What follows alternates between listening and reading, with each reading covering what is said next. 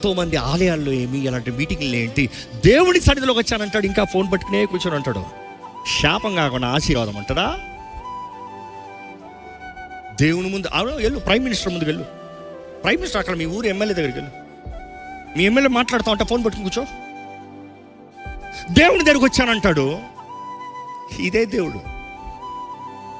I'm sorry, నేను చెప్పే మాటలు కొంతమందికి బాధకరంగా ఉండొచ్చు. నేను ఎవరిని టార్గెట్ చేసి చెప్పట్లేదు, మీరు ఎవరు నాకు తెలియదు. కానీ ఉన్న సత్యం చెప్తున్నాను, ఎందుకంటే దేవునికి బాధ కలిగించేది నాకు బాధ కలిగిస్తుంది. దేవుని ముందు తగ్గించుకొని వాడు ఎక్కడికి బాగుపడ్డాడు. దేవుని ముందు తగ్గించుకొని గౌరవించిన వ్యక్తిని దేవుడే హెచ్చిస్తాడండి.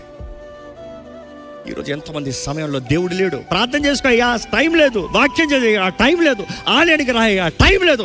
ఏం బాగుపడుతుంది జీవితం? ఏం మారుతుంది కుటుంబం? నా కుటుంబం పాడైపోయింది, నా భార్య పారిపోయింది, నా బిడ్డలు పాడిపోయారు. ఇక ఇదే దేవుడు కాకపోతే కావలి కాసేవాడిని ప్రయాస వ్యర్థం కాదా? యెహోవా ఇల్లు కట్టించిన ఎడల కట్టువాని ప్రయాస వ్యర్థం కాదా? ఈరోజు మనంతా నా తెలివి, నా శక్తి, నా సామర్థ్యత. ఒకరు అన్నారు, ఆలయానికి వచ్చి కూర్చుంటే ఎవడ కష్టపడతాడండి, ఎవడ ఉద్యోగం చేస్తాడండి. నువ్వు 10 గంటల లోకంలో ప్రయాసపడేదానికన్నా దేవుని సమయం దేవుని దగ్గర పెట్టి నువ్వు కష్టపడి చూడు. ఇస్సాకు కోసినట్టు 100 రెట్ల ఫలం చూస్తావు.